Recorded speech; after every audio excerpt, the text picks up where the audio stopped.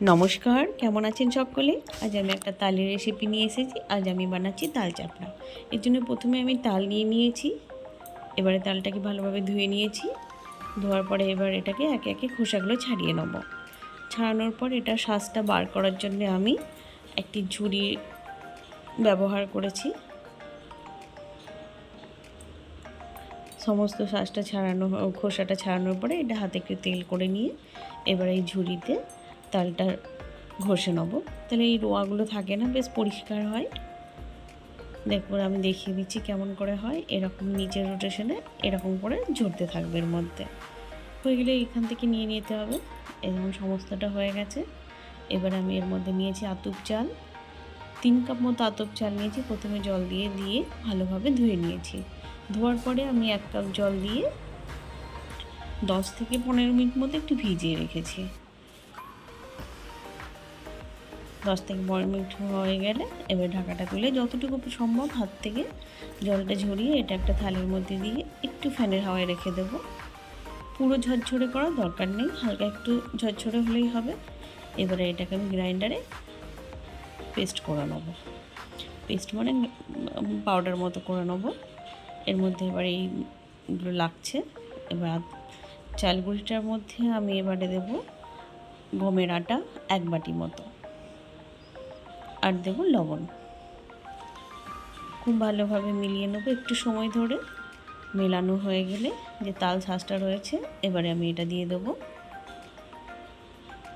দেয়া হয়ে গেলে আবারও মেলাতে থাকবো। এটা মেলানোর পর আমার মনে হয়েছিল আরেকটু লাগবে, তাই আবার আরেকটু দিয়ে দিয়েছি। এগুলো খেতে খুবই সুস্বাদু হয়, কিন্তু একটু খাটনি। এবারে চিনি দিয়েছি। চিনিটা সমস্তটা দেবো না, কেন কিনা গুড় দেবো আবার। এই মাখাটাই হচ্ছে আসল, অনেকক্ষণ ধরে মাখতে হবে। হয়ে গেলে এবারে গুড় দেবো। আমি গুড়টাও পুরো দেবো না, আপনি আপনার টেস্ট অনুযায়ী দেবেন।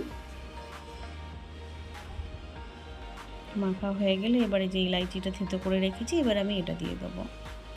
আবারও মাখতে থাকবো। পুরোটা মাখা হয়ে গেলে আমি 10 মিনিট মতো সেটা স্ট্যান্ডিং টাইমে রেখে দেবো। অন্যদিকে তাওয়াটা গরম হতে দিয়েছি। তাওয়াটা খুব ভালোভাবে গরম করার পরে তেল দিতে হবে। তেল দিয়েও আবার গরম করতে হবে, নাহলে চিপকে যাবে। গরম হয়ে গেলে যে আমার ব্যাটারটা রেখেছি এবারে এটা হাতে নেওয়ার সময় একটু হাতের জল টাচ করতে হবে, তাহলে চিপকে যাবে না হাতে। একটু জল দিয়ে সুন্দর করে করতে হবে। প্রথমে যখন দেব তখন একটু ফ্লেমটা হাই করব, তারপরে মিডিয়াম করে দেবো, মিডিয়াম টু লো একদম। যে তেলটা আছে ঘুরিয়ে ঘুরিয়ে দিয়ে দেবো। হয়ে গেলে এবারে এটাকে পাল্টে দেব। আপনি পাল্টানোর পর তেল ঘুরিয়ে দিতেও পারেন, আপনার ইচ্ছা। আমি হালকা একটু দিয়েছিলাম। খুব বেশি তেলে আর খুব জোর ফ্লেমেও হবে না, তাহলে ভেতরটা কাঁচা হয়ে থেকে যাবে। লো টু মিডিয়ামে একটু করতে হবে। এটা খেতে খুবই সুস্বাদু হয়, একটু অন্যরকম স্বাদে।